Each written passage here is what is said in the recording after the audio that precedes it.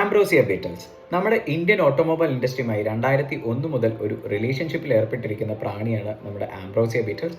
ഇതിന് കാരണം എന്ന് പറയുന്നത് നമ്മുടെ ഫ്യൂവലിലുള്ള എത്തനോൾ ബ്ലെൻഡിങ് തന്നെയാണ്.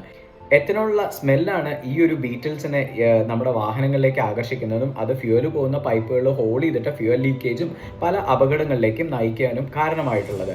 ഇത് എങ്ങനെയാണെന്ന് വെച്ച് കഴിഞ്ഞാൽ 2001 പൈലറ്റ് പ്രൊജക്റ്റ് ആയിട്ട് സ്റ്റാർട്ട് ചെയ്തിട്ടുള്ള എത്തനോൾ ബ്ലെൻഡിങ് പിന്നീട് 2015 1.5%, 19 10%, ഇപ്പോൾ 20% വരെയും എത്തി നിൽക്കുകയാണ്.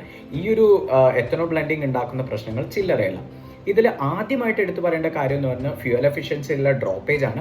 ഏകദേശം 15% മുതൽ 20% വരെയാണ് സോഷ്യൽ മീഡിയയിൽ പലരും റിപ്പോർട്ട് ചെയ്യുന്നത്.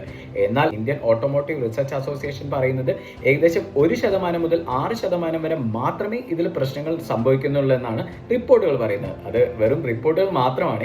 ഇനി മറ്റു പ്രശ്നങ്ങൾ നമ്മൾ നോക്കുകയാണെങ്കിൽ നിങ്ങളുടെ വാഹനം E20 കോമ്പാക്റ്റബിൾ അല്ല എന്നുണ്ടെന്നുണ്ടെങ്കിൽ ആ വാഹനങ്ങൾ സ്ഥിരമായി E20 ഫ്യൂവൽ അടിക്കുന്ന സമയത്ത് വാഹനങ്ങൾക്ക് കേടുപാടുകൾ കൂടാനുള്ള ചാൻസസ് വളരെ കൂടുതലാണ്. പ്രത്യേകിച്ച് റബ്ബർ, പ്ലാസ്റ്റിക്, അതുപോലെ തന്നെ ഗ്യാസ്കറ്റ് പോലത്തെയുള്ള ഭാഗങ്ങൾ പെട്ടെന്ന് തന്നെ ദ്രവിപ്പിക്കാനുള്ള ചാൻസസും കൂടുതലാണ്. എത്തനോൾ എന്ന് പറഞ്ഞ ഒരു ശക്തമായ ദ്രാവകം തന്നെയാണ്. വളരെ മനോഹരമായിട്ട് കത്താൻ വേണ്ടിയിട്ട് ഇത് ഉപകരിക്കുന്നുണ്ട്. പക്ഷേ അടുത്തൊരു പ്രശ്നം എന്ന് പറയുന്നത് ഇതിപ്പോൾ ടാങ്കിലൊക്കെ വരികയാണെന്നുണ്ടെങ്കിൽ ടാങ്കിൽ അടിഞ്ഞു കൂടിയിട്ടുള്ള മാലിന്യങ്ങളൊക്കെ നീക്കാൻ വേണ്ടിയിട്ട് സഹായിക്കും. കേൾക്കുമ്പോൾ നല്ലതാണെന്ന് തോന്നും, പക്ഷെ അങ്ങനെയല്ല. ഇത് നീക്കുന്ന ഈ മാലിന്യങ്ങൾ നമ്മുടെ ഫ്യൂവൽ ഇഞ്ചക്ടറിലും അതുപോലെ തന്നെ ഫ്യൂവൽ സിസ്റ്റത്തിലൊക്കെ പോയി ബ്ലോക്ക് ആയിട്ട് നമ്മുടെ വാഹനത്തിന്റെ പെർഫോമൻസിനെയും ബാധിക്കാനുള്ള ചാൻസസ് കൂടുതലാണ്. E20 ഫ്യൂവൽസ് വന്നിട്ട് നിങ്ങൾക്കുണ്ടായ പ്രശ്നങ്ങൾ എന്തൊക്കെയാണ് ഒന്ന് കമന്റ് ചെയ്തേക്കോ.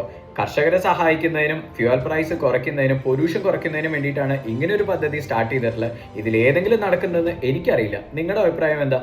മറ്റൊരു വീഡിയോയുമായി വീണ്ടും വരാം. Arjun Aravindan signing off.